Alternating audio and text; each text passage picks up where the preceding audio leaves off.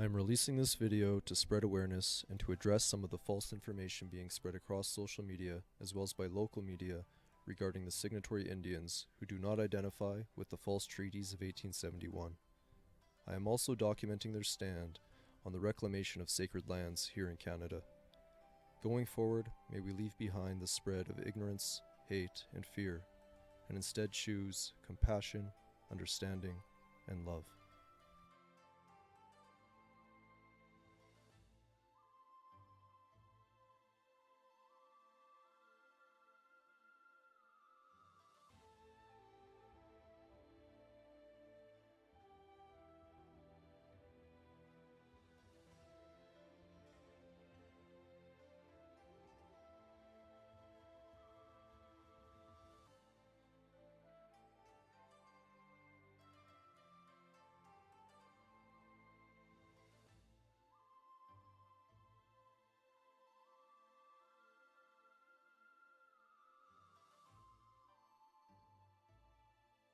I'm Okiimaawuk Abin. I'm of the Bear Clan House, and I was appointed for life by the matriarch, the Okanase powerful brown bear woman, to be the authority over this territory and to defend these lands and take these lands back for the people and for the children.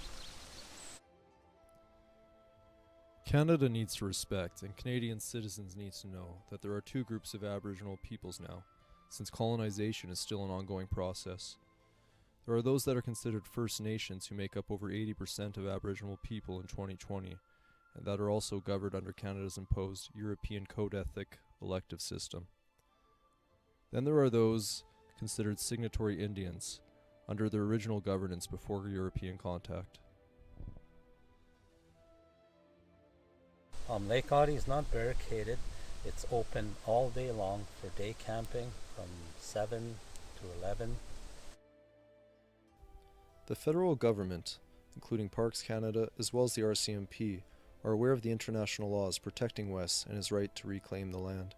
This is frustrating some local politicians and residents who have tried to label Wes a barricader and say they want him removed for safety reasons, even though the only threats made have been against Wes himself, and he is more than happy to have a friendly conversation and educate people about the history of the land.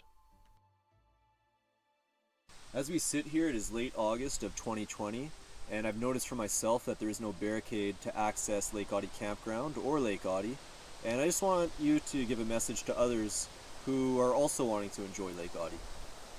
I would like to welcome everyone to Lake Audy.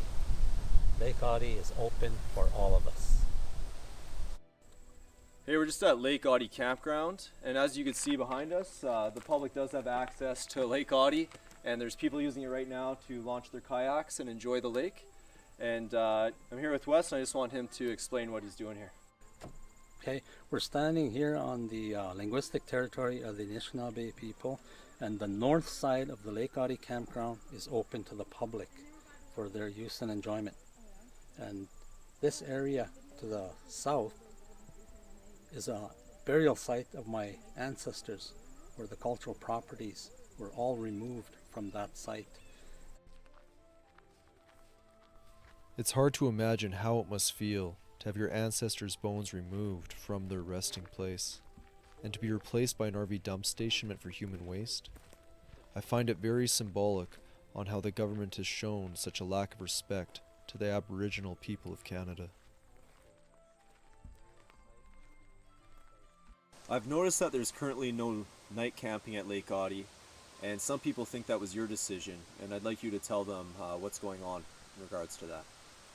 The cancellation of night camping at Lake Audy is not my decision. That decision was made by Parks Canada in relation to the COVID-19 and the threats and the violations that were directed at me.